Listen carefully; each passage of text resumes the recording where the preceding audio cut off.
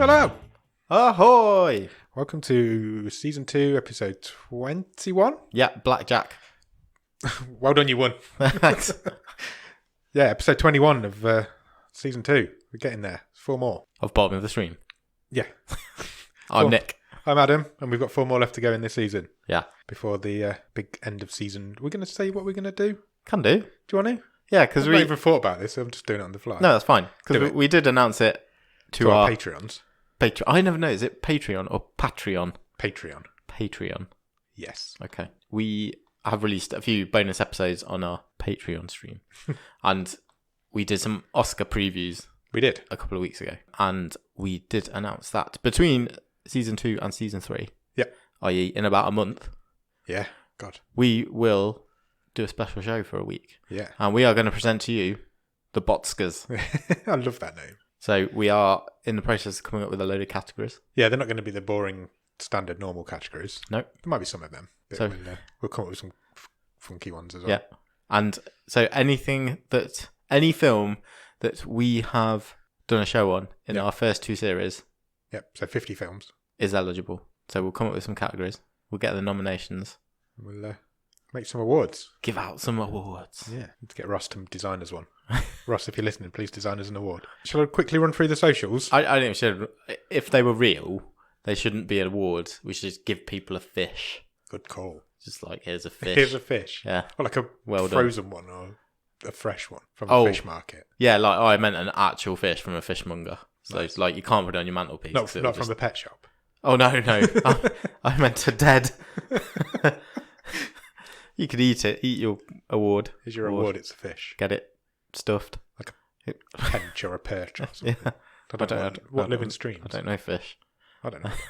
Pike. What are we talking about? I'm going to do the socials and then we'll get back on track. Yeah, stop carping on. Oh, wow. Twitter. Follow us on Twitter, please. It's at BOTS_podcast.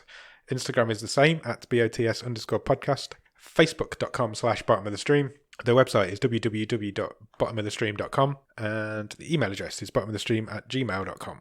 Patreon. Nearly forgot Patreon again, even though we've only just been talking about it. I know. Patreon.com/bottomofthestream, where you can help support the show and give us a little bit of cash every month. And we'll give you some extra tidbits and some merch and bits and bobs, extra bonus episodes. Like we said, we did an Oscars preview and recap. And yeah, it's $2 a month, the lowest one.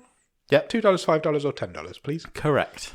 Excellent. If you can't do that, yes, then please go onto Podchaser or Apple Podcasts and drop us a review. Yeah. Because it really helps. It really does help, and it's really nice to read them. Helps the old algorithms. Yeah, apparently so. Boosts us up some of these tables, yeah. Gets more ears on the podcast. Exactly. That's what we need. We need to be more of you. We sounded quite professional then. I started off the sentence and you finished it. It was like we were proper podcasters for a minute there. Just for a minute. It won't last long. No. Have you got any Netflix news for me, Nick? Should I have? Nope. I feel like we discussed this and I specifically said I don't have any Netflix news. Oh yeah, I'm the one who's got the Netflix news. Yeah, I've got other stuff. Okay, I've got Netflix news. Yeah. Adam, have you got any Netflix news? Yes, Nick, I have. I just wanted to talk about the Oscars. Netflix got nominated for 24 Oscars. Yeah. It's more than any other movie studio and came away with 2. So Laura Dern got Best Actress for Marriage Story. Yep. And they have the Best Documentary. Okay. I think they won. Is that the first acting Oscar that a Netflix thing has ever got? Don't know. You've asked me a question I'm not prepared for. Okay. I would say yes. I can't think of any others. Yeah, I think it might be. I think it might be. But 24 and 2, The Irishman got snubbed completely. So it got 10 nominations. Yeah. And a big fat zero, zero which is awards. not the first time that has happened to Martin Scorsese. No, it's not. The Academy don't seem to like him very much. Yeah. I've still not seen The Irishman, so I can't say if it's deserved its snub or not. I will watch it at some point this year. That will be in my eyes. Same. I'll get there. I think that's the only Netflix news I had. I just wanted to mention the fact that they've got 24 nominations. It's not a great awards. conversion rate, is it? No, it's not. To be honest. Do you think it is a snub by Hollywood? Or by the Academy? It's hard to look at it any other way. Yeah. But then they did get one of the biggest awards in there. But is it like a... I don't know.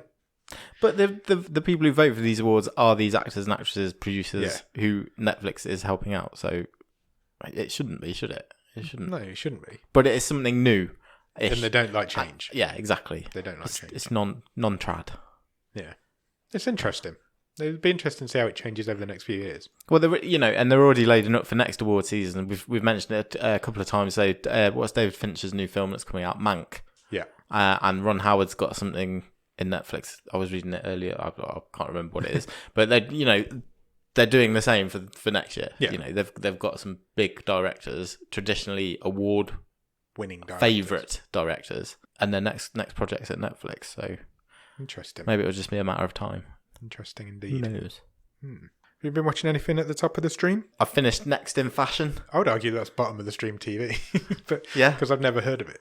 Okay, fine. But yeah, that's fine. Is it good? Yeah, it was good actually. Yeah, quite. Yeah, it was good. I mean, it was just a silly reality TV show, but yeah, it's like Project Runway, but on a bigger budget. Big budget Project Runway. Yeah, because is it American? All bells and whistles. Well, both the hosts are British, but I presume so. Oh, right. Yeah, and all the contestants from all over the world, so it is properly like global. So, and they pair like designers up from different countries. So, but yeah, I presume it's all done in the States. Excellent. Yeah, well, that was quite fun. And then I watched a rom-com. Oh, of course you did. Yeah, and it was great. Oh, really? Yeah, and this is definitely top of the stream because I know when it came out a couple of months ago, it was all over my profile, and it is Always Be My Maybe. Oh, yeah, I've heard of that. So it stars Ali Wong and Randall Park. Ali Wong. Yeah. Randall Park you might know from some of the Marvel films. So he's like an agent. He's in both the Ant-Men. Ant-Men. Yeah. And that's a plural of Ant-Man? Ant-Man films. Okay. Pluralised films, not man. It was great. It was really good. Yeah. And it's probably got one of the best cameos in it since Bill Murray in Zombieland. Wow. Because that is the best cameo of all time. And this is probably a second place to that. Who's the cameo? Keanu Reeves. No way. Yeah. He cameos in everything these days. He's brilliant. Really? Yeah, absolutely hilarious. Took his mum to the Oscars. I know. Bless him. Absolute legend. What a lovely mum. Oh, and that's the good thing about this cameo because he's playing himself, but he's an absolute bastard. And Keanu Reeves is famous so he's for playing being... Keanu Reeves? Yes. Oh, yeah. right. And obviously he's famous for being very altruistic and a really nice guy. Mr. Nice Guy. Yeah. Mr. Hollywood Nice Guy. Yeah. I might have to check that out. I've heard good things about it. It's funny. It is funny. Excellent. Yeah. Quite a pleasant surprise it was. Yeah. Cool. I will check that out. Go and check that out. What was it called? Always Be My Maybe. Excellent. I will check that out. Cool. I have watched an entire TV series again. Of course you have. It was quite rainy over the weekend. It I don't know was. if you noticed. It's been terrible. We had Storm Kiara? Yeah. Kiara? Something like that. Some storm coming at us. Took 4 of my fence panels out. I know, my barbecue went for a walk. So I thought... patio furniture's up against the fence. So I thought, screw this. I'm just going to binge Netflix for a bit. Because Lock and Key came out. Oh, yeah, of course. Which is Joe Hill's latest project. So Joe Hill is Stephen King's son, as I've probably mentioned hundreds of times before. He writes these graphic novels, or used to write these graphic novels called Lock and Key, and that's been Netflix have converted that into a TV series. There was actually 3 different pilots made, 3 different streaming services, and Hulu turned this one down, and Netflix brought it, and now it's become this huge success on Netflix. Nice. What did you think? Excellent. It's pretty much the next thing I'm going to watch. It should be the next thing you're going to watch. Yeah. I'm going to make a statement that's going to get me atted, big style. I think Lock and Key is the show that Stranger Things wants to be. Right, okay. It's that good. Oh, wow. It is that good. Yeah, it's brilliant. Good. Really, really, really good. Really fascinating story. Really enjoyed it. It's mainly kids, like Stranger Things, but it's really good. No, I knew that would be up your street, but I'm definitely going to check that out because I have heard good things. I did look to get the graphic novels, but the complete set's like £95. Of course it is. And that's not happening. I mean, I don't even own the Dark Tower ones. Because it's popular. Yeah, exactly. Yeah, so I haven't really had a chance to watch anything else, so that's all I watched this week. Cool. I've just got a couple more things before we crack on and talk about this movie. So first, I've got some admin from last week. Okay. So we were talking about the, quite frankly, deplorable film He's Out There. Yeah. And I got my blonde actresses confused. Oh, did you? Yeah, because I stated that Yvonne Strahovski was in Battlestar Galactica. And she isn't? No. That's Katie Sackhoff. Oh, of course it is. So I apologise if anyone spotted that. So yeah, we didn't get tweeted, so nobody spotted it, I don't think. Yeah. And then the other thing I wanted to talk about is an 80s legend. Okay. Rick Moranis. Proper legend. Yeah. Full-on 80s legend. And talking about that he may be making a bit of a comeback. Oh, really? Yeah, that's the rumour. For what? Well, what would you say? There's a few movies I'd associate Rick Moranis with. Yeah, if you think about Ghostbusters. it, he was in every big 80s movie. Yeah, mid to late 80s. You could reel off hit after hit. Yeah. Go on, give me a couple. Ghostbusters probably is most famous. Yeah. Honey, I Shrunk the Kids. Stop right there. Honey, I Blew Up the Kid. I'll stop now. I'm glad you stopped me there because I couldn't think of any more. Parenthood. Yeah.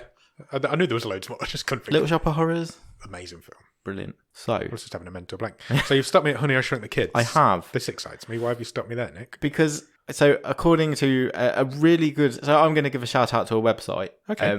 Feel free. Pajiba. Oh, yeah. And that's I've heard spelled of it. Pajiba. Cool. And so pajiba.com, they're a really good source of pop culture news and also a lot of political stuff as well. All right. But really good website. And they had a story last week that there is a rumour that Rick Moranis is in negotiations to star in a reboot of Honey, I Shrunk the Kids. A reboot? Well, it says reboot, but then it describes the sort of log line for the film. Right. And it definitely sounds like a sequel. Now, the really interesting part about this is Rick Moranis sort of retired in the 90s. Yeah, 97, I think. Now, do you know why that is? Did his wife die? She did. So, Left him with a young child? So his wife died of cancer in the 90s and he retired to look after his kids, basically, to be a stay-at-home dad, which, you know, he sort of done a couple of interviews where he says, I feel really privileged that I'm in a position that I'm able to do that. Fair play. So what's really interesting about this reboot, so apparently Rick Moranis is in negotiations to come back as Wayne Zielinski. Right. Josh Gad is in negotiations to play his grown-up son. Right. But that sounds cool already. Yeah. So the logline or the synopsis for the movie, which doesn't have a title, is basically that Wayne Zielinski has been tinkering in his attic for decades, struggling to deal with the grief of losing his wife to cancer. Oh, wow. Yeah. Wow. So that's like... That's some heavy shit. Yeah, exactly. For a Honey, I Shrunk the Kids threequel. And it says, when we first meet him, he has accidentally shrunk himself and is flying around on a drone. He is lost in a continuous tinkering and experimenting that often puts himself and his family in jeopardy. He reveals he shut himself away to try and invent a solution to help shrink his wife's cancer, but found it hard to cope when he ran out of time. Whoa. I was like, this is very high concept and highly emotional for a... Well, it is a kids' movie, really. Yeah, they are kids' movies. I mean, it sounds really interesting. Sounds like it's going to be Honey, I Shrunk Myself. Yeah. But like the parallels between his... Yeah, his real life. And I was like, wow. Yeah. So keep your eye out for that, because I read that and I was like, that's really got me interested. Yeah, that sounds interesting. And I would probably cry all the way through. Yeah. It's made me want to cry now. But yeah, I just, that really stood out to me. Which is better, Honey, I Shrunk the Kids or Honey, I Blew Up the Kid? I'm going to say the first one. I disagree. I've not Honey, I Blew seen... Up the Kid is amazing. I don't know if I've seen that anywhere near as much, so I'd probably have to go back and watch I Blew Up the Kid. Do it. Yeah. Watch both. Yeah. They're good. They're both They're very for good. their time. Yeah. The effects and the special effects were incredible. Yeah. I don't know how. I've not seen either of them for a long time. I No, don't know if me they neither. still hold up, but I'm Bet sure my, they bet do. my kids would like them. Actually. Yeah, get your kids on it. Yeah. Okay. Excellent. Good I'll come thinking. round when you get your kids on it. I'm coming round. Okay. I'll watch it with Fine. them. Fine. I'll watch it with them. So Right. yeah, we'll see how that Nothing develops. to do with Netflix, but it's quite an interesting Yeah. bit of film news. I like it. We're branching out. Might end up on that other streaming service that we're not supposed to talk about. Right, we're like 15 minutes in. Shall we talk about the film? Yes, let's do it. This is going to be a long fucking night.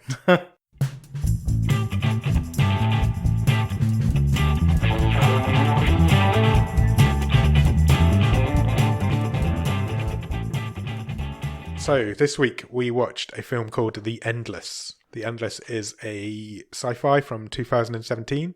It is a 15. It times in at 1 hour and 51 minutes, currently rated at 6.5 out of 10 on IMDb. High figure. That is a high For figure. one of our films, that's a high figure. Stars Aaron Moorhead as Aaron, Justin Benson as Justin. see You've what noticed they've a done. trend here. Yeah. Both of them have been in films before, but they kind of make films together. Yep. Because they both directed this film, and the film was written by Justin Benson. Okay. So it's kind of a two-man two-man team. Yep. Apparently, they cast themselves in this film to keep the costs down on the budget because they didn't. Because there's more actors in this than they've ever employed before on any of their other films, and it's the first one they've ever had to employ a casting director for. Okay. Which is interesting.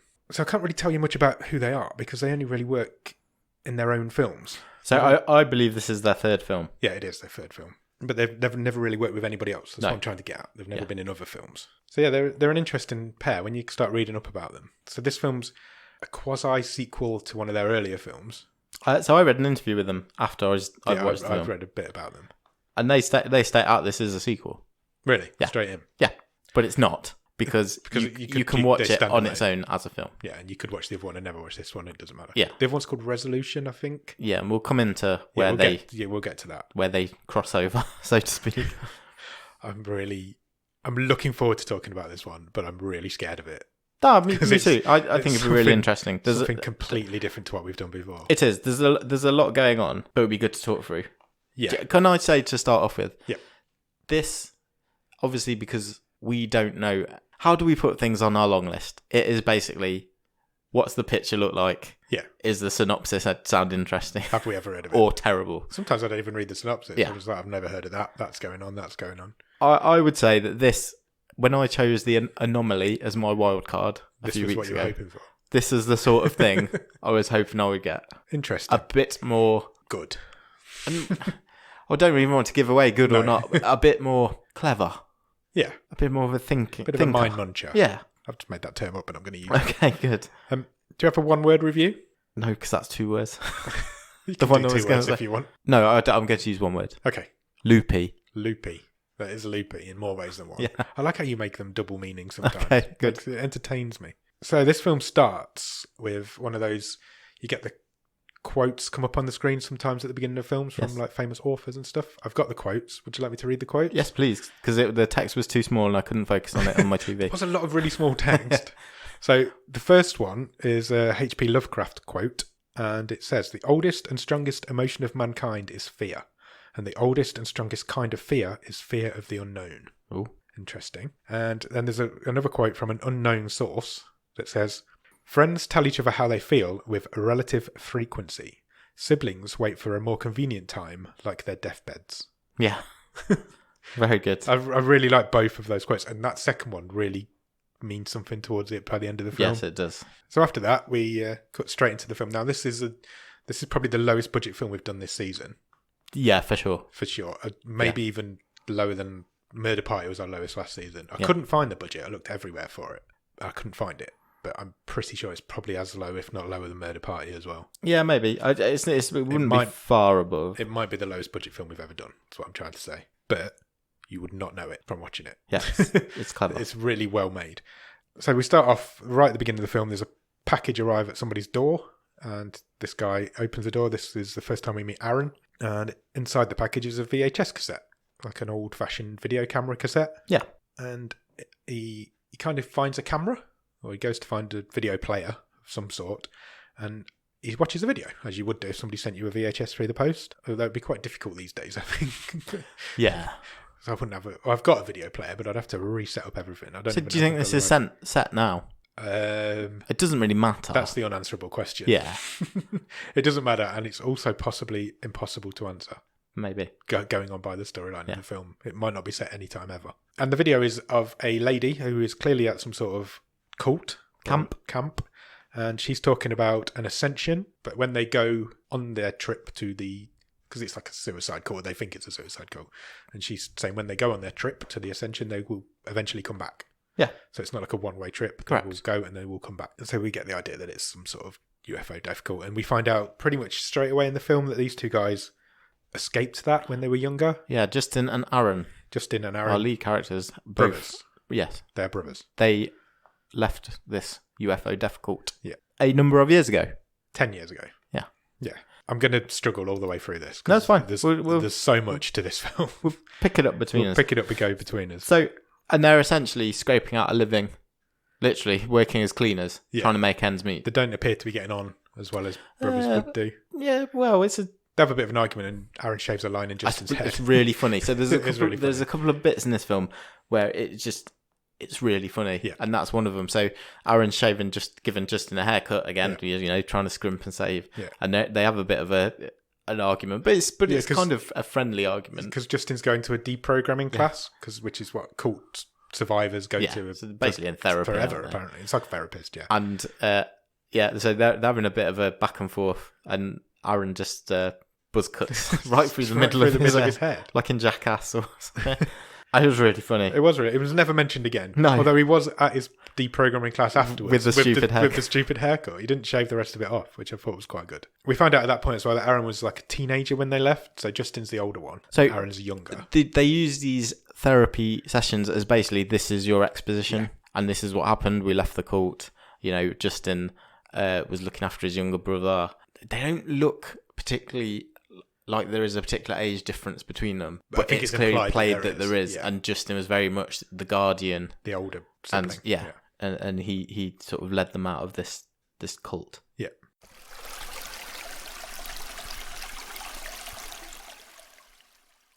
So they get back together after this class, and they kind of have this debate, and Aaron tells Justin that he wants to go back. Yeah. Even if it's just for a visit, he wants to go back and see the people he says he wants some closure. Yeah, he needs closure from it. He grew up with these people, and he's kind of never got to say goodbye. He just wants to visit. So Justin eventually agrees to 1 day and 1 night. Yeah. And we'll go back. No more. Yeah, absolutely no chance any more than that. So that's pretty much, that's it. That's your setup. Start your film. And then, so they're soon in the car heading back to camp. Yes. And they're kind of, there's a bit of a driving montage. They're driving together. And Aaron starts singing at one point. Yeah, so it's just a couple of scenes used to build their relationship. There's one song used all the way through this film. Yeah, it's "House of the Rising Sun." Yeah. Do you know why they use that song? Why do they use that song? Because the lyrics to that song are in the public domain, and you don't have to pay for them. Fine.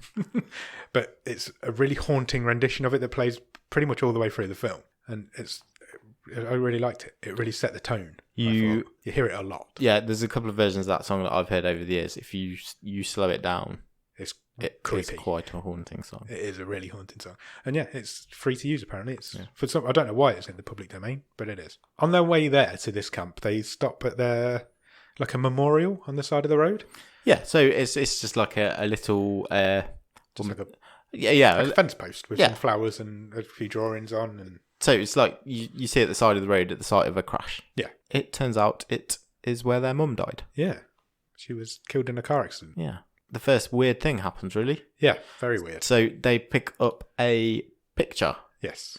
Of a crayon drawn picture. Yeah, a bit like the one from last week from He's Out There. And it is of the two boys and their mother. Yeah. And one of them, presumably Aaron. Yeah, it was Aaron. Says he drew that picture when he was a kid. Yeah. And it's not aged a day. It has not aged a day. I think he says somebody must have left this. This must be a new one. Somebody must have left this here. And Justin's like, no, that's the one we left there when we were kids. Yeah. But it's not tarnished. It's not weathered. It's not aged in the slightest. It's almost like it was left there yesterday. So that's your first little inkling that something's not quite right in this film. Then there's loads of birds just flying in a circle. Just flying around in circles. Yeah. Things are starting to get creepy. Things are starting to get creepy and weird. And eventually they arrive at the camp. And they get there, they get out of the car, and they're greeted by a friendly chap who appears to be like he describes himself as not the leader later on, but he certainly seems to be in charge, or takes charge. He's certainly chief greeter, if nothing else. This is Hell. His name is Hal. His name is Hal. Hal. And Justin points out to Aaron at this point that nobody has aged in the last 10 years. Yes, they're all like I remember them. They all look exactly the same. And Justin says, no, you're right, but they're all in their 40s. Yeah. And then he says, you have to remember they've all been castrated. Yeah. And I was like, I kind of did a double take at the screen. I was like, what?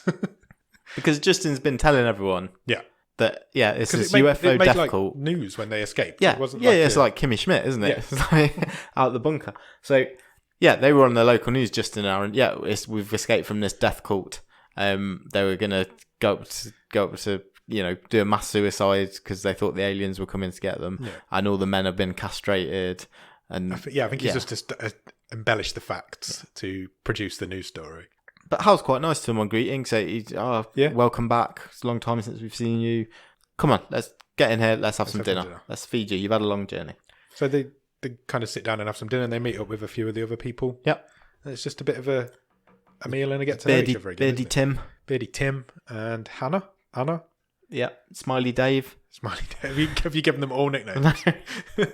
Smiley Dave just smiled. He did. Because he's got... I can't remember what they say. He fell on his head or something like that. But he doesn't talk. Yeah. He just walks around with a smile. So he's like the first person they see when they drive in. And it's just ups the creep factor, doesn't it? Yeah, it does get creepier as it goes through. It's very strange.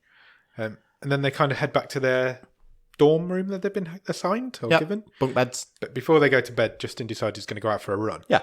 He runs past this guy who appears to just be walking around But the camp. he is walking, but he is Marching, Yeah. They passed him earlier and they were driving in as well, didn't He's they? like head down, arms pumping. Just going for it. Yeah, sort of mumbling to himself. Completely ignoring everything around him. Yeah.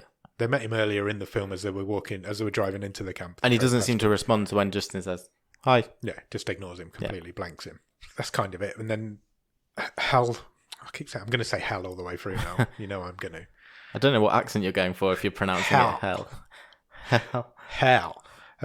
Hal takes Justin to his own cabin, or to Hal's cabin, and they have a bit of a chat about what's gone on in the past, don't they? And yeah, so it's night by this point, so they've all been sitting around a campfire. Yeah. And a little bit merry, maybe. Yeah, they're drinking homebrew. Yeah, they make their own. They make their own amazing beer. Yeah. I think it's how it's described. It's like the best beer you can imagine. And this is basically how they are saying they are earning money for the camp. So they're making and selling this. Yeah, I'm going to call it homebrew. Yeah, that's exactly what it is. Moonshine, whatever you want to call it. And as you say, Hal sort of says, I want to show you something. Yeah. In his cabin. That sounds dirty. It wasn't dirty. No, it wasn't.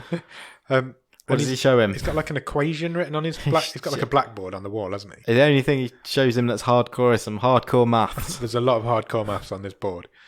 But he won't tell him what it is and what it solves. No. He's kind of... He says, I've been working on this for really years. Really vague years. about it, isn't he? Yeah. And Justin says, why did you send us a video? Yeah, Hal says to him, why did you come back now? What's brought you back now? And Justin says, well, you sent us this video. And Hal's like, I have no idea what you're talking about. No. We don't have any videos. We didn't send any videos.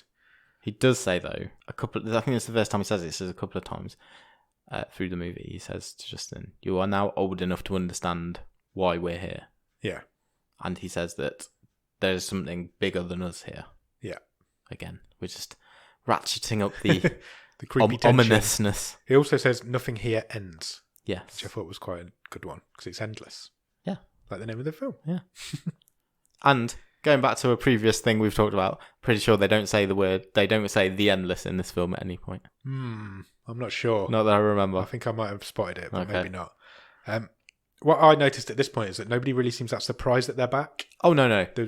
It's almost like they were expecting they were always going to come back. Yeah, it was like they were always going to come back, and nobody's surprised by the fact that they've turned up. Aaron's sitting around the campfire. Justin's kind of left Aaron alone at this point, and he's talking to this lady who's called Anna. Yep. And they knew each other when they were great. She's older than him, so because she said she used to babysit for him and look after him when he was younger. She says she makes a lot of the clothes for everyone. Yeah, she makes all the clothes in the camp. So she says, she's kind of a mother figure, isn't she? Yeah. Although she doesn't look that old. No. But then nobody does. So she says to Aaron, do you want to come back to my room and look at my clothing designs? Great chat up line. So Aaron goes with her, and then it cuts to Justin. He's met up with this other guy, Shane, who's showing him magic tricks. Yep. And he does an amazing magic trick with a baseball, and it's just weird. Just weird. Weird stuff. So far, I'm intrigued. Yeah. I must admit, I really want to see where this is going. Already, I'm quite in on this. I thought there was a real Lost vibe to this. I was going to say that at the end. It really reminded me of Lost. Yeah, we'll come on to that more. But yeah, it sets a lot up of just weird stuff. Yeah. To answer. Then they all kind of get back together, and this is the first really truly weird bit of the film. And they play a game called The Struggle. Yeah. Or they call it The Struggle. It's like a ritual, isn't it? It's like a ritual that everybody goes through. And it's basically a tug of war, but you can't see what's on the other end. It's like the rope goes up into the sky. Into the forest. Yeah. And it's kind of like an unseen force that you're tugging war against. tugging war. But Justin says to Aaron, it's Smiley Dave on a ladder. And Smiley Dave did go running into the woods just before it started. So you don't know, it could have been. Aaron steps up and he has a go, and he eventually, on his second attempt, wins. Yeah. So he kind of defeats whatever he's playing against. And then Hal kind of convinces Justin to go for it. and Justin picks up the rope and instantly just loses. Yeah, but he gets quite violently Tugged off. Oh, I hate it when that happens. And he is like got rope burns all over his Yeah, hand. it literally Because rips the skin when off his Aaron hands. did it, although he did like a fisherman's knot, didn't he, round his waist and yeah. he used this, but Which was brave, I thought. But 'cause it was, You don't but know what's on the other end of this. It wasn't pulled you in half. But it wasn't a violent thing, was it? No. But as soon as Justin went to it, he was tugged off very violently. Yeah, absolutely. He flew through the air. So Justin he's not humiliated, but he's kind of embarrassed by that. A little bit, yeah. And it's kind of the end of the game, isn't it? Yeah, that's it for the nobody night, else wants to isn't go. And Aaron and Justin get back together, and Aaron eventually manages to persuade Justin to stay for an extra day. Yeah. So he's like, we'll do one more day. So I've not seen enough of this weird shit yet. And they go back to their room, and they keep finding these post-it notes all around the room. Yes. And all it says on them is, please be quiet. Yeah. And they seem to be everywhere. So that somebody's not happy with the noise. Yeah, there's a few variations like keep the noise Keep the down, noise please down. be quiet, Yeah. I'm sleeping, all They're that. kind of yeah. all over camp. And then they're lying, it's like a bunk bed, and they're lying on these bunk beds. And Justin just suddenly comes out with the fact that Anna might be a paedophile. Yeah. Just out of nowhere. He's like, oh, she always had eyes for you when you were a kid. Yeah. And then they have quite a funny exchange again because Aaron's like, well, women can't be paedophiles. Women can't be paedophiles. I thought that was quite funny. They definitely can. Because he starts to get into the actual logistics of why. Yeah. And it's just quite funny. And Justin just keeps telling him, go to sleep. It's a really nice way to build their relationship because so far all we've seen is this creepy shit that's going on. And now we kind of get in some character moments, which I really like. And then the next morning, you kind of get a bit of a montage of them doing camp activities. So they go out first thing and they're shooting some bottles off a log. Yep, do some fishing. Go fishing. Justin goes for another run and he sees that guy again. Yeah. And he kind of just disappears into the bushes. Yeah, he kind of runs around a corner and then when Justin gets there, he's completely gone, vanished. But he finds a trainer on the floor. Yeah. Like a sneaker on the floor. But it's bloody. It's got it's got not a lot. Yeah, but it's clearly got of blood on it. And then he looks up and there's like a storage container. Yeah. And it kind of just like bounces. Yeah, it's really weird. Yeah. It kind of the sun kind of goes off to start with. Yeah. It kind of glitches dark and then light again all of a sudden. Then some sand shoots up as if somebody's just ran past him and the sand's hit him. And all of a sudden, there's a load of photos on the floor in front of him. And a couple of trees fall down behind him. Yeah, a couple of trees fall over behind him. I missed that. And then there's some photos, and it's like, what the hell's just happened there? I thought they were cards at first, but they were actually like Polaroids. I've actually written here photo/cards and then crossed it out because they were like Polaroid photos. So he kind of freaks out a little bit and he turns back, doesn't he, to go back to the way he came. And he sees this tent. Yeah. And it's like a safari tent. It's like a ye oldie. It's basically just a bit of canvas and two bits of wood. It's like the sort of thing Indiana Jones. If you played Red Dead Redemption 2, it's like the tent's in that. But there's a clock on the outside and it's going quite quick. Yeah, so it's going from like 12 to 10 past 12. Yeah. And then again and again and again. Yeah. And there's something in it. You can hear something banging inside, but you're not quite sure what it was. You just see a blur sort of going past the window. Yeah. And that's it. That's the end of that scene. And it's really like, this is now really ramping up. Like something really weird's going on here. Yeah. So Justin goes straight to Hal. I said Hal that time. Good job.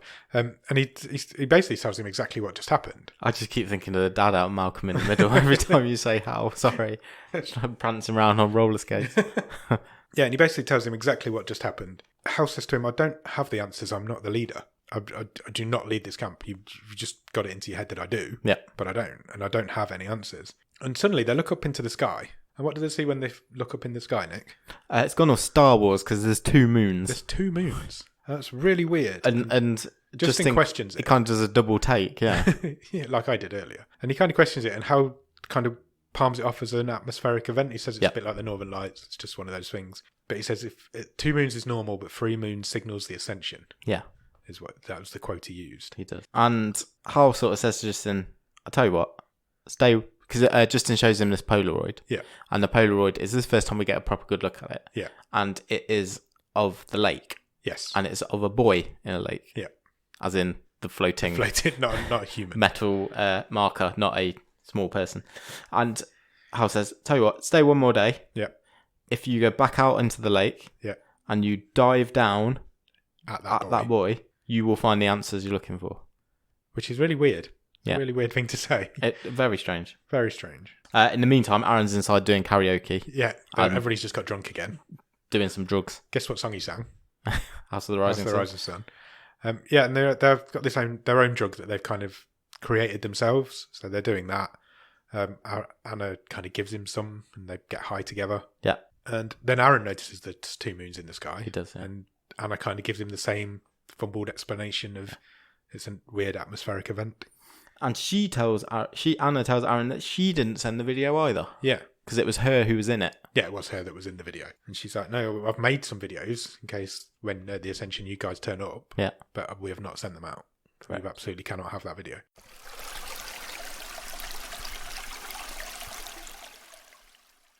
So Justin bumps into another lady at this point. Yeah, who we've not seen before. We've never met this woman before.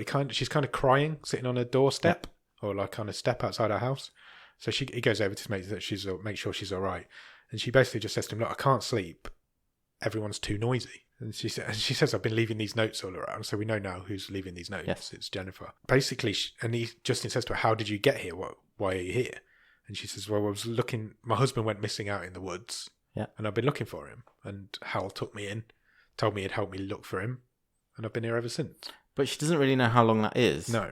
She doesn't think it's been very long. Yeah. Because she thinks, well, we're still looking for him. Yeah. But she can't put a timeline on it. Yeah. Yeah.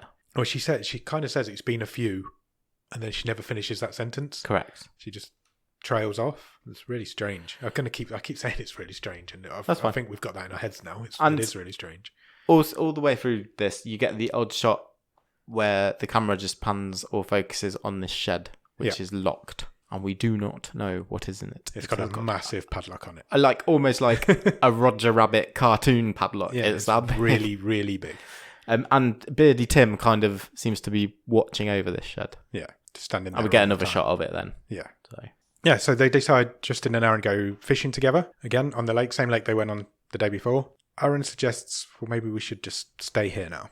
Life would be easier if we were here. Yeah. Because life out there is shit. We're not making any money. We're living together. It's boring. Nothing's happening. The day-to-day slog, grind is difficult. If we stayed here, we'd have an easier life. And Justin's not convinced, and then suddenly takes his clothes off. But he's not he's not against it in any way. No. He's more open-minded than he was when he walked in, it's fair to say, a couple of days ago. Yeah, agreed. He doesn't dismiss it outright straight away. No. But he also doesn't say yes, and what he basically does is takes his clothes off. He does. So, kind of behind Aaron sitting on the boat, he just strips down to his boxers and dives into the lake. Yep. He's down there for quite a while. It's a little bit of time passes. Yeah, so Aaron's starting to worry. Cause after a little while, Aaron starts to freak out a little bit, so he Yeah. starts to take his shoes off. Yeah, he's about to go in after him. And then suddenly Justin bursts out of the water on the other side of the boat. He does. And he's got this box with him. Yeah, he's got a lockbox. And he's freaking out because he says something held him down while he was down there. Yeah. Something grabbed him. Did they go back to shore? No, there's an overhead shot of course, the boat. There's like a drone shot. And yeah, the camera, it pans out and we're suddenly above them. And underneath the boat, you just see this humongous shadowy shape. Face / shape. Yeah. / monstrous thing. Yeah. Underneath them. I don't know if we've... Unbeknownst to them. Yeah, they can't see it, but I don't know if we've made it aware of this, but this cult do worship this like deity that they believe lives around them. They just keep... No, we've just had hints so far that there is something bigger than us here. That's a couple of times. I was convinced of that, and they're all a bit convinced of that. And they get back to the shore, and Justin's like, right, I'm going. I'm done. Yeah. I'm leaving now. And Aaron agrees pretty quickly. He's like, fair enough, let's go home. Fine. We're done. We're in the morning, we're off. First thing in the morning, we're off. They kind of get back together with Hal and the rest of them at this point as well. Is it night time? I think it's back together for dinner. And Hal says, right, let's play the tape. Because in this, did we say that? In the lockbox, in the lockbox that Justin found at the bottom of the lake is another cassette tape. There is, yeah. And Hal says, let's play it and see these are your answers. Let's see what's on it. And basically it's footage of Justin, like... It's Justin and Aaron just after they have escaped from the camp. Yeah. 10 years ago. It's like the news reports, isn't it? Yeah. It's like most of the guys who live at the camp have never seen this footage. So they don't know the stories that Justin's been telling. And this is the first time they're kind of seeing that. Yeah. And he's giving an interview to the news saying, yeah, they're all crazy UFO death cult guys. Yeah. all the males have got no balls. They've all been castrated, or which we still don't know if it's true or not. No, but it's a story we've been told since the start. Yeah, it's basically Justin exposing them to the press. Aaron kind of freaks out and leaves, doesn't he? And Justin and Hal both follow him, and they have a bit of a freeway argument going on. Yeah, Hal says, "Well, nobody here's castrated," and that kind of twigs in Aaron's mind at that point then that Justin has lied about this, and what else has he lied about? Yeah, Hal sort of says, Justin, you've always wanted to lead. Yeah. You're a control freak. That's why you left in the first place, because you couldn't lead. There's no leaders here. He reiterates that. And then it was quite funny, and it kind of, but I think it was meant to be. Hal's got this line where he's like, where it sort of twigs in his mind. He's like, "You're the reason we're not selling any beer anymore." People think we're a crazy UFO death cult. It's probably right. All we're trying to do is live our life quietly, sell our moonshine. You bastard! Get out. And he does. Justin admits straight away. He's like, "Yeah, I made that up." Yeah. And then he's like, "Right, I'm going." He leaves. He gets back to his car, and his car won't start. Oh no! Before he does that, Hal explains about the mother's car crash, doesn't he? Because he says he rescued them from his mother's burning car. Yeah. So it says that Hal had pulled them out. Hal brought them into camp, and he was the one who had pulled them out, and he gave them shelter. And then this is how he gets repaid. So they ostracised Justin, basically. Justin calls him a fucking cult leader. Yeah. And just screams in his face, "You're a fucking cult leader." And Justin walks away, he leaves, he gets back to his car. Well, Hal says, "You're not welcome here. You're not welcome here, get out." So he goes back to his car, but his car won't start. So he decides he's going to walk. He does. So he walks off into the forest, or into the woods, or wherever he is. But Aaron stays. He's not going anywhere. And so we kind of followed Justin now for quite a long time. Don't we? He's lost in the creepy woods very quickly. Leave Aaron. He gets lost quite quickly. As he's walking through, he sees this giant... Is it a snake on the floor? He sees something on the floor. Yep. And then all of a sudden it wasn't there anymore. Yeah, it kind of spins him round, and suddenly he's lost. He's not where he was a second ago. Yeah. He finds a house, and I would say house loosely. Cabin. It's more like a cabin, It's more like a little shed. And he goes inside, and there's a man hanging from the rafters. He's obviously been hanging there for quite some time. He's very grey. He is. But peely.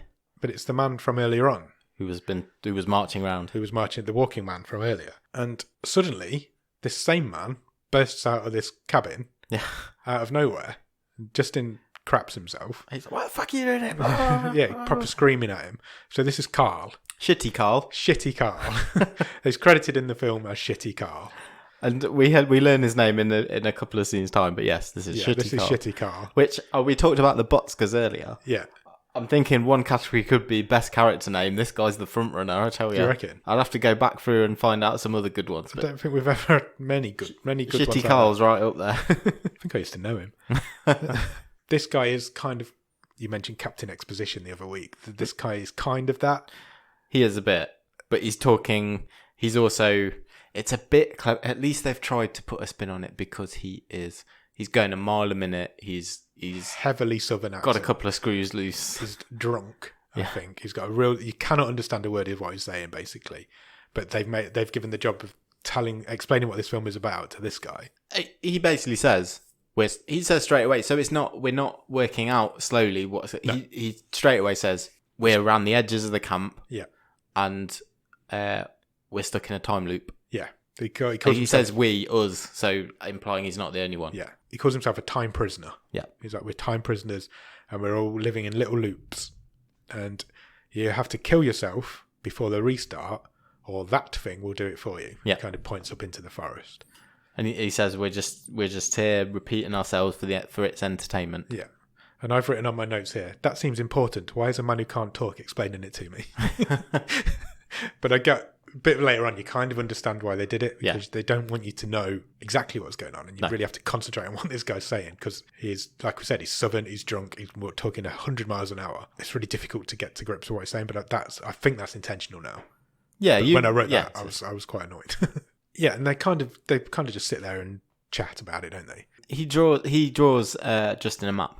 Yeah, basically. Yeah, and a map of these loops. Yeah, yeah, because there's like that are dotted around the area that they're in. There's like markers all around as well, isn't there? Yeah, that kind of marks where they are. So they mark the edge of the camp. Yes, I thought. Yeah, I thought so too. And then these little loops around which we now have a tour at the edge of the camp. Yeah. And so you can follow the markers to get to the next bunch of people who are stuck in these time loops. And that's the kind of the map he drew on them. And he says he wants a gun. Yeah. So he says to Justin, he says, I can't move out of my loop. Yeah. Can you? But you obviously can. You've come bring from the stuff camp. into it. Can you go and get me a gun from, what does he call him? Weird Chris or something like that. Something like that, yeah. But it's definitely Chris. I was sure he had a prefix as well. No, we were right. But he also says to Justin, if you're going to leave, don't get stuck in the borders when the loops reset. Yeah. Because you'll be there forever. Yeah. Be careful. Justin he's not buying it straight away, is he? And he's like, because he's quite cynical. Yeah, of course. This is a lot of information coming out of nowhere. So the dude, Shitty Carl, gets his cigarette and he kind of flicks it into the forest. Yeah. And it disappears out of nowhere. Yeah, it like goes through a portal or whatever. And then he follows it and just disappears into thin air. And then bursts out of the door behind Justin again. And it all starts again. Because he's contained to his little geographical area. Yeah. His time loop seems to be about 10 minutes. Yeah. And he's just stuck there. So he asks Justin to get a gun from Chris, and he says, he draws him a map and he gives him a compass. Yeah. And he says to Justin, you need to trust this compass. Yeah. Follow the compass, use the map, do trust the compass, not what you can see with your eyes. Don't trust yourself, trust the compass. Yeah. In the middle of all that, we do get a little scene back with Aaron at the camp with a few people sitting around the campfire, and Hal and Anna and, what was his name, Beardy Tim. Yeah. They were all there, and Hal and Tim are kind of having this row in the background. Off, you can't hear what they're saying. Yeah, you can just clearly see that they're not happy. And Aaron's perturbed because it's the first time he's seen that he's got this idyllic view of this place, and you can clearly see the the cogs ticking in his brain. That actually, well, maybe it's not all as it seems here. Yeah, and Tim kind of stalks back over to Aaron at full pelt. Yeah, and he's like, "Don't do it if you don't want to." Yeah. And then just walks away. Yeah. What the hell does that mean? Yeah. Which is exactly what Aaron was thinking, I think. 2 more photos fall at Aaron's feet at that point as well, just as he's walking away from Tim. And they're a photo of himself looking at that moment, the sky. Looking at that sky. I couldn't tell what the other one was. I don't think it was important. No, because he just dropped that one. Yeah, he just left that one. It's like, oh, this one's not me. So it's like something is watching him right now, this second. Yeah. So Hal tells him to go to follow a path to find Justin. He points out the way to go.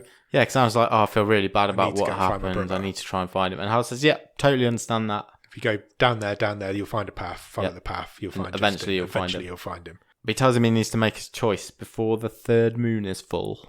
Interesting. So Aaron kind of steps out of the border of the camp, which is what these markers are marking. Yeah. And Anna's kind of following him, and he looks back and she looks over, but they can't see each other. No, even though they're as close as you and I are now. Yeah. She can't see out. Because they're separated by the border. Yeah. She can't see out, he can't see back in again. They can still see. Yeah. But it's like they're not there. That's really weird. And then we meet up with Chris, who is tied to the wall. Yeah, so Justin comes across another cabin. Yes. As he's continuing his trek. Yeah. And yeah, there's a man tied to the wall. Yeah. Sitting on a mattress. He's handcuffed to a radiator. Yeah. Now, this is probably where we should mention that this is the point that's the sequel to their first film. Yeah. I've not seen that film, so I can't tell you much about what it's about, but essentially it's about a man trying to get clean and sober and his best mate helping him. Yep. And that's exactly... So they've retreated to a cabin, and Mike has tied his friend Chris to the wall. And that's essentially what that film was about, I think. But I do want to watch that. I'm intrigued to see if I can find it anywhere. When Justin walks into this cabin, he finds Chris. Chris doesn't seem surprised to see him either. Nope. He just kind of walks in and he's there. And they basically explain that, don't they? Chris is trying to get clean. Mike's there trying to help him get clean. And they're totally aware. They say, "Yeah, we're stuck in a time loop." Yeah, they're completely aware of it. We know that we're living this over and over again, yeah. and Mike basically says we're trying different things to see what will break it. He says, "Yeah, he calls it the Rubik's Cube, doesn't he? Yeah. We're trying to do different things every time to see if they can break that loop." Because I think does he say it's 7 days? Theirs? I think he says they've been there for a week or so. Yeah, I think their time loop's a week. Yeah, which must be so frustrating. And so Justin asks Chris for the gun, and Mike says, "Yeah, I'll just go and get you a gun. Yeah, no problem." So Mike wanders off and gets him a gun. Then they kind of find where did this video come from? It was a hard drive. Was it a hard? So somebody dug it up. It was Mike. He'd found a hard drive in the dirt outside, and they plugged it in while Justin was there. And you don't see what's on it. Oh, I didn't. I thought it was just sound. Maybe it was just sound. But it's basically either way, you don't see anything. No, it's basically the sound of somebody getting killed. Murder. Yeah, there's somebody screaming and somebody getting murdered.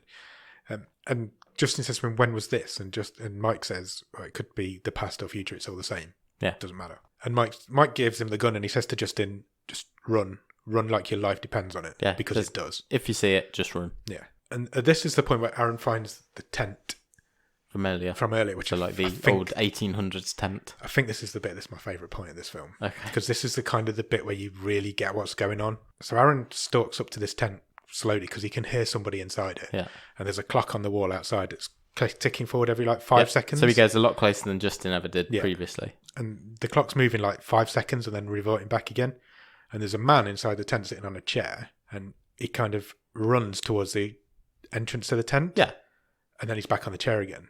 So this guy's stuck in a 5-second time loop. Yeah. Which is much worse than a 7-day one. I know I said the 7-day one would be horrible.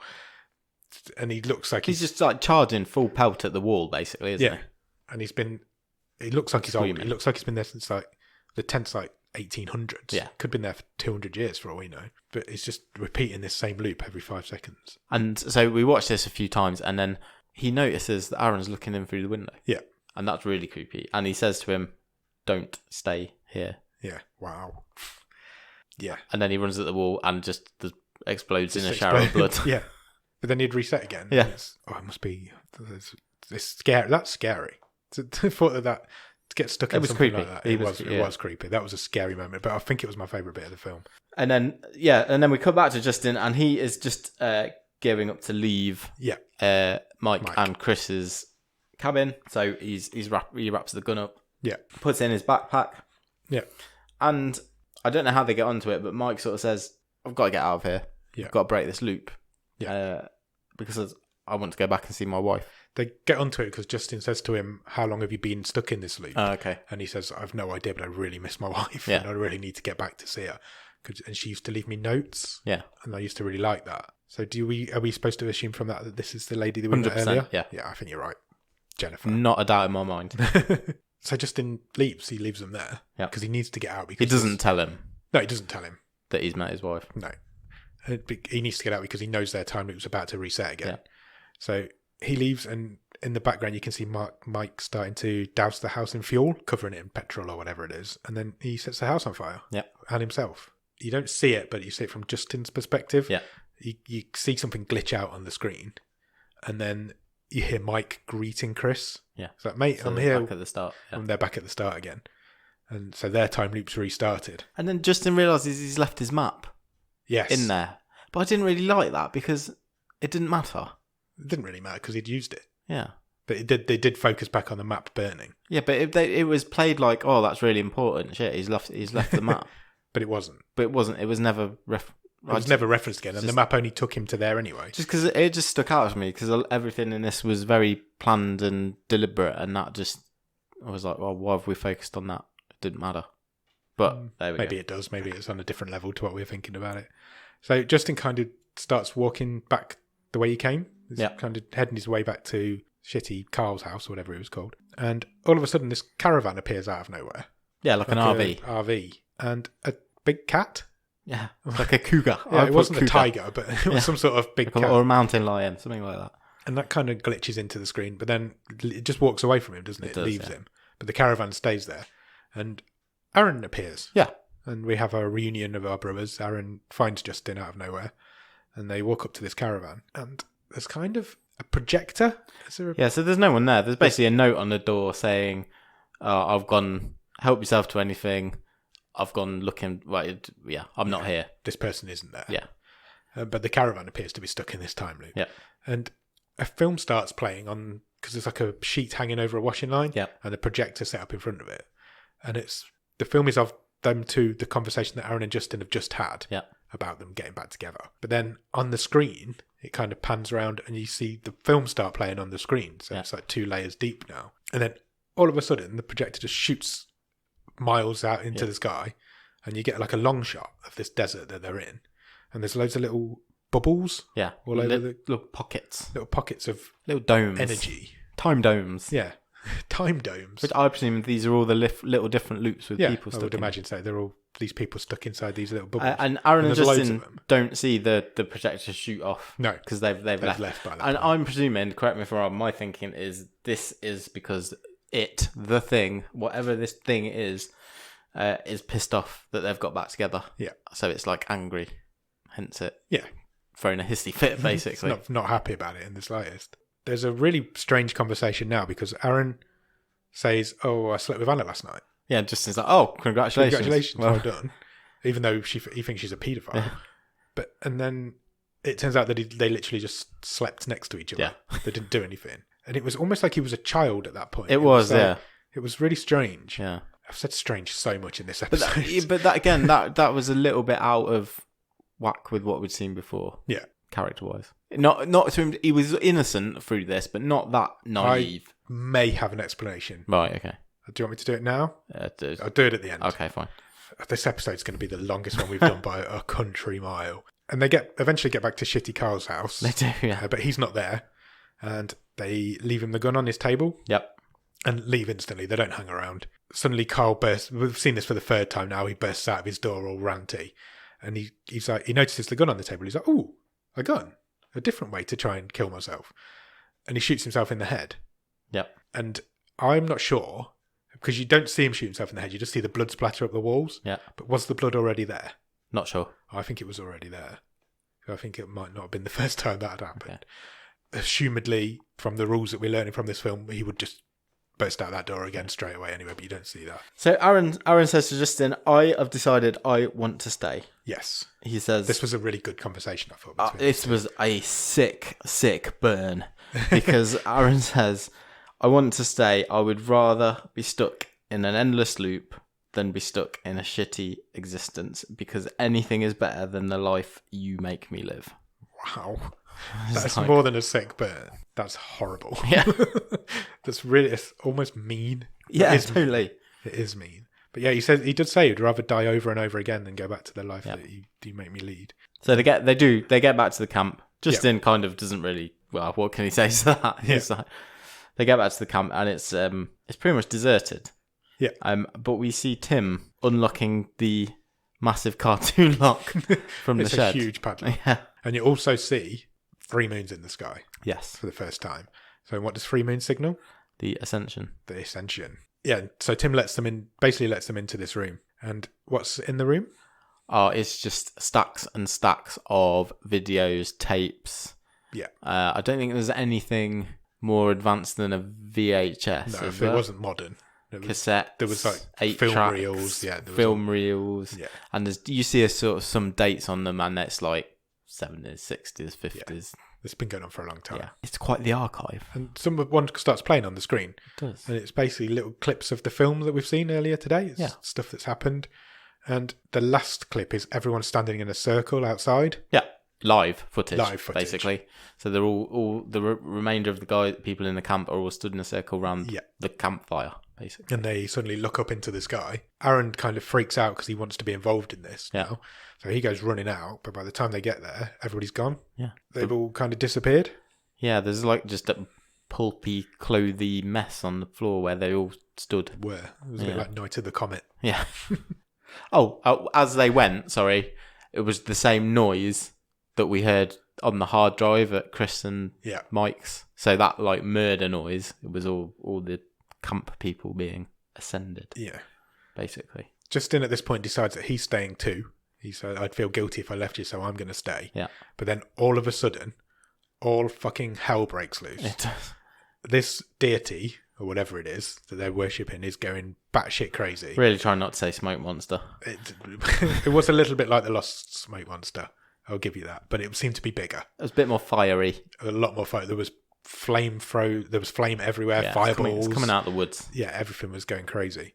And the whole place was going up in flame. There were trees flying through the air. It was insane. So it was quite, again, it was done quite humorously, because just like you said, Justin says, "Right, well, I'll feel guilty if I leave you. Yeah. So if you're staying, I'm staying."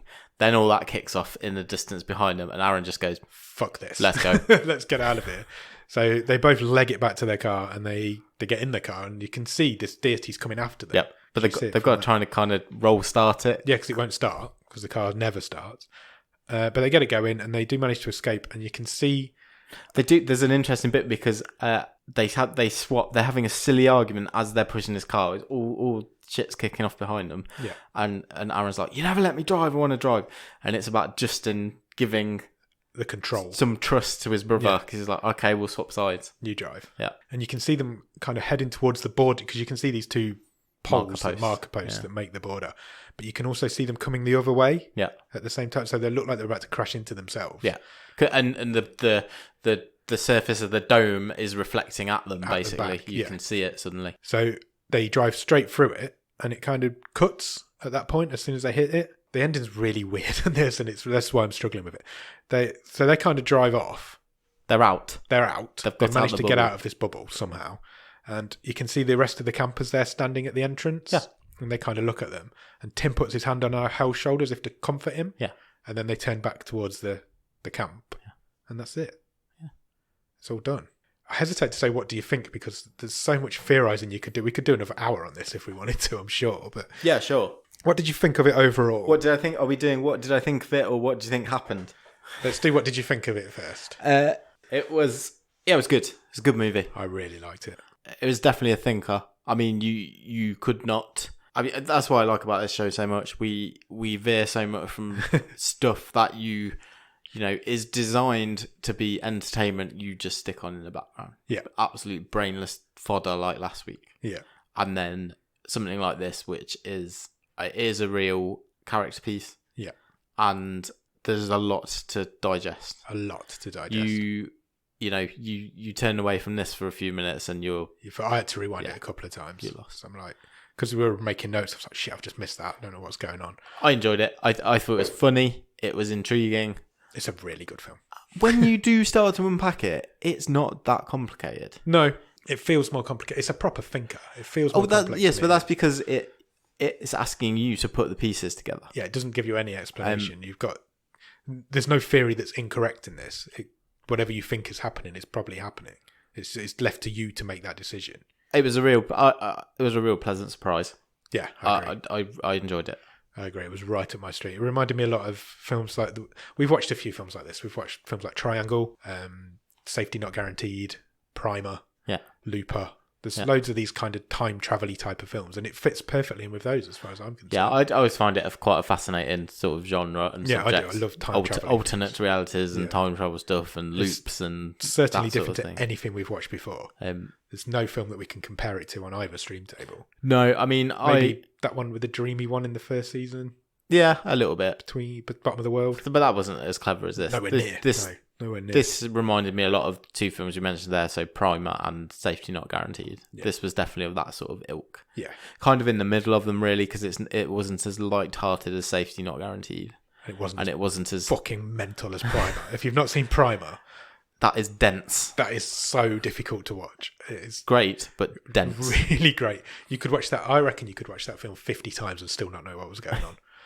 It's insane. Go out if you've enjoyed watching this, which I'm sure you have. Go out and watch Primer. Go out and watch Safety Not Guaranteed. Go out and watch Triangle. Looper is probably the most mainstream one of them.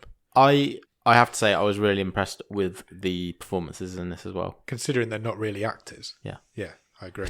Particularly Justin. Yeah, I thought he was excellent. Yeah, he was. He played his brooding older brother role really well. I was really invested in his character. Agreed. I definitely was like, you fact the amount of danger he was clearly putting himself in, just to sort of appease and prove something to his little brother. Yeah, I thought he was excellent, and the guy who played Hal was very good as well. Yeah, he was. He was really weird and creepy, wasn't he? What did you think? I really enjoyed it. I think it's definitely one of the better films we've seen. Yeah, it's right on my street. I love these time travel-y type. I haven't stopped thinking about it for 24 hours. Good. Literally all day at work today, I was like, I wonder if this works. And I've read more about it than I've read on any of the films we've seen. It's trying to get my head around it. It's definitely a hidden gem. Definitely. 100%. It's definitely a hidden gem. So I've got a question for you. Yep. What the fuck happened? So basically, my reading of this is, the two brothers were rescued by Hal. Yeah. Just inside where the crash happened. Yeah. And their mother died in the car. They were just inside the loop of the camp. And because they were not at the camp long enough to die, so they didn't live through a full loop, they were able to escape. Yeah, I'd agree with that. They weren't stuck there. Yeah. Because I think you have to die in one of the time bubbles to be stuck there. Yeah. or get stuck in the time bubble at the end of the bubble. Yeah. Yeah, which would kill you. Yeah. So, yeah. So, yeah, Justin rescued them quickly enough. They've gone back, coincidentally, and yeah, okay, but you've got to So have are we it to thinking drive that the camp's time bubble is 10 years? Well, he says it was 10 years that they've been away, Yeah. so it it's must got be to be about... a 10-year time loop. So they must have gone in, they must have first gone in just after it reset, Yeah. and now they're going back before the end of the next one. Yeah. Yeah, that's how I understood it as well. And again, they were able to escape before they were caught in the reset. Yeah. Basically, that's as simple as it is. And they've never been stuck in it when it resets, Yeah. so they're not affected by it, which is the reason why they were able to move around between the different bubbles. But that's exactly how I understood it as well. So, and but basically they were called back by this being. Yeah. Because he had unfinished business with them. Yeah, the being sends the tape, the being gives them the photos and the other tape and the hard drive. Yeah. To try and game with them, to try and get them back. Yeah, and that's why it was annoyed when they got back together, because it had split them apart, and it thought... I think it nearly had Aaron. This is my theory of why they left that time loop 10 years ago. And, you know, when he says that he slept with Anna, but he didn't, and he was like he was a child. Yeah. It nearly had him back, and he kind of regressed back those 10 years. Yes. That's how I understood it at that point. So, because nobody else had aged, but obviously because they'd left, they had aged. So that was my theory on why he said that. There's so much going on here. That whole side plot about Jennifer and her husband, Mike. Yeah. So they're stuck in two separate bubbles, so they're never going to see each other again. Yeah. They can't leave their own loop that they're stuck in. Yeah. There's enough there for a film on its own. Yeah. Well, there has been. No, but... Yeah, I know what you mean, yeah. Yeah, you could have loads of offshoots of this. I'm sure they will. I don't think they'll leave this universe here. They're working on a film together at the minute. Right, okay. So I don't know if it'll tie in, I don't know. I enjoyed this enough that I would definitely... seek out their other work. Yeah, well, and what comes in the future. There's just potential. There's some loads of great ideas here. The man stuck in the 5-second loop, that terrified me. That was creepy. It was so creepy, and it's like the thought of that is just horrendous. I mean, because let's not be, the CGI special effects at the end when the thing is chasing them is pretty shonky. Yeah, but this is probably the lowest budget. Well, that's what I was going to say. Considering how low the budget is, that's because that's the biggest scale thing that happens. Everything else in this is done really well to the budget. Yeah. So especially like I said, the overhead shot with the thing under the water, like when the storage cabins are jumping around. And, yeah. And I really like Shitty Carl as well. I thought he was funny. He was really good. So it had a good mix to this. Like I say, when it was funny, it was funny. It was creepy. It was loopy, timey-wimey. That's always intriguing to me. So yeah, I agree. It was a real pleasant surprise. There is a line right at the end of the film that might put scorn on your theory there, or our theory. Because right at the end, when Justin's let Aaron drive the car, and he says, "There's no fuel in the car. We need to stop and get fuel." And Aaron says, "Oh, it'll be fine. There's never any fuel." Yeah. Does that mean they've lived it all before, or is that a red herring? I just took it as the car's never got any fuel in it. No, I think it had fuel in it. I just took it as the meter's broken. Yeah. But it could mean that they've lived it before, and the only time. I think you're reaching, but I think they want you to reach. Yeah, I think it's a red herring. I think it was literally just the fuelometer's broken. I do think it's a red herring, but I like the fact that there's foresight to put that sort of thing in there. Oh, every time Aaron drives his car, there's no fuel in it. Because Justin says, "Oh, it was empty on the way." Yeah, he does. Way here or something like that. So I think it's just literal, but I you're agree. right. It's open to interpret. It's a red herring, and it's nice that they've thought to put those things like that in there. Yeah, I loved it. Did you come up with a trivia question? Yes, I've got two. Do you want me to go first? No, it's my turn to go first. Is it your turn to go first? You went first last week. Go on then. I think you're looking right into my eyes. It's quite. I am, because one of them I think might be yours. Okay. But you did that to me last week. Yeah, you do owe me one of them. And the other one I think is a bit harsh, so I'm going to be nice. Mine's not easy, I don't think. Oh, okay. But we've not talked about. So we talked about this camp all the way through. We've not said what it's called. What was the name of the camp? I do know that. Okay. It was called Camp Arcadia. It was. Well done. Yes. What does that put me on the scores? 6? 6, 7? Do you? Mine's a bit more difficult than that. Okay. Midway through this film, Justin's being shown a few magic tricks by a guy. Yeah. One of them's a card trick. Yeah. And he says to Justin, pick a card. Yeah. Justin picks a card. Do you know the card that he picked? It's a red. It was. It's a king. It is. Oh, crap. Right, 50-50 chance. There is reasoning behind it as well, which you want to talk about. Is there? Yeah. I didn't pick that up. I didn't either. It's on IMDb's trivia. Oh, right, okay. It is the King of Hearts. Well done. It is the King of Hearts. Yes. How did you know that? Is that a good guess? No, I knew it was a king. And I was 50-50 on it. I was pretty sure it was red. But I've not written that down. That's well done. Yeah. No, if you've got that, genuinely got that, I'm impressed. Yeah. Apparently, the King of Hearts, I didn't know this, but the King of Hearts is known as the Suicide King. Oh, really? Because his sword is shown behind his head. Oh. And nobody else's is. So nice. They know him as the suicide, and this is a suicide cult I like a little as far as fact Justin's like concerned. Yeah, I like that. Well done. So excellent. I've lost track. 8-6. 8-6 to you. Yeah. I am on a roll. 4 more to go. Yeah. It's going to be close. It's going to be close. We're going to have to watch these films religiously next few weeks. Should we talk about the stream table? Sure.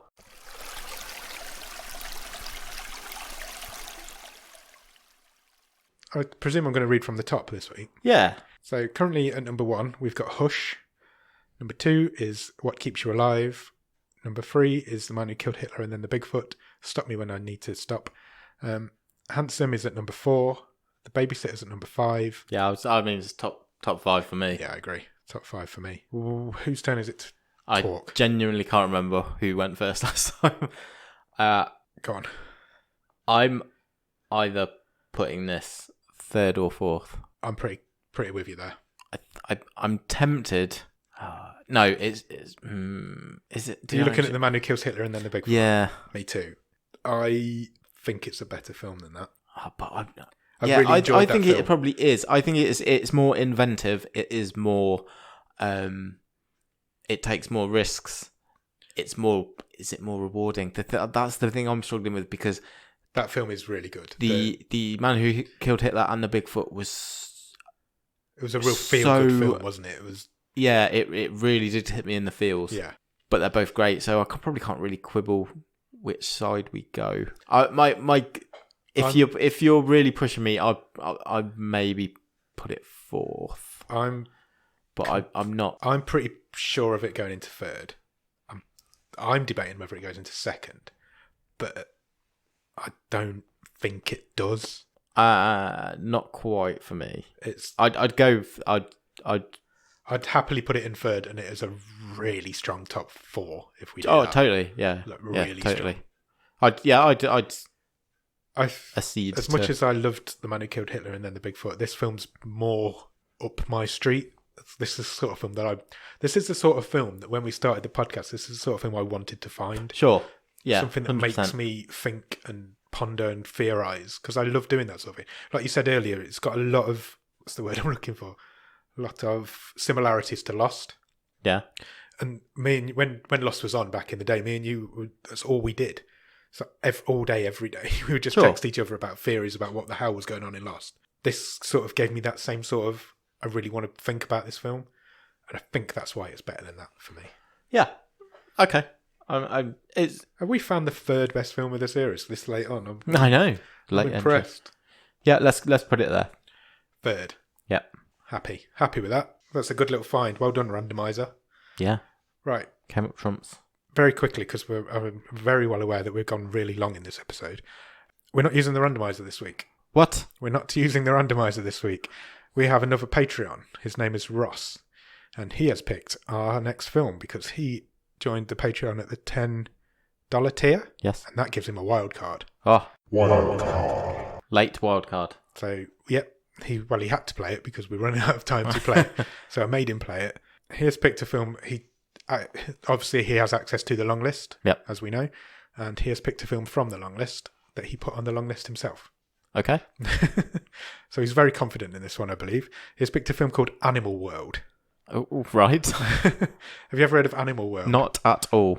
Right. I'm going to read you the synopsis. I'm then going to read you what Ross says about it. Okay. Then I'm going to show you the trailer. Great. So I must admit, I have seen the trailer because I couldn't resist. It says, a man finds himself in debt. A man finds himself deep in debt and is coerced to board a ship that hosts a risky gambling party. Okay. Okay. Do you want to know who's in this film? Yes, please. Michael Douglas. Oh, excellent. I think it's Japanese. I might be wrong by that. It's definitely Eastern. What do they call Asian? it? Asian. That's it. Not Eastern. Well, it's not. You sure it's not Korean? We're not going on. I don't think it's Korean. I think it's With crazy Parasite, Japanese. I think it's crazy Japanese. Okay. But I'll stand corrected next week if I'm wrong. Let me just find what Ross said about it. He's put, I asked him to play his wild card. He put, I play Animal World. My reasons are, it's one of the most batshit crazy films I've ever seen. Okay, great. Stealing my catchphrases. And the maths in it reminded me of The Cube. Okay. Throwback. Yeah. I really look forward to hearing you guys tackling it. So in summary, action, romance, batshit crazy, clowns, monsters, batshit crazy, maths, rock, paper, scissors. Oh, I love a good. My kids love playing rock, paper, scissors. Do they? Yeah. I'm the king of that. I'll beat them at that. Easy. We'll have a game next week. Right, we're doing that. We'll do Next it on week. next week's episode. We'll have a. I don't know how it works in audio, but we'll We do it. have to speak it. We'll do it. So yeah, that was Ross's synopsis of it. Action, romance, batshit crazy, clowns, monsters, batshit crazy, maths, rock, paper, scissors. Great. I'm excited for this one. I tell you what we'll do. We're not having trivia next week. We're having a game of rock, paper, scissors. Winner gets a point. Oh, okay. I'm up for that. So I've got a chance with that. Yeah. Do you want to watch the trailer for Animal World? I do.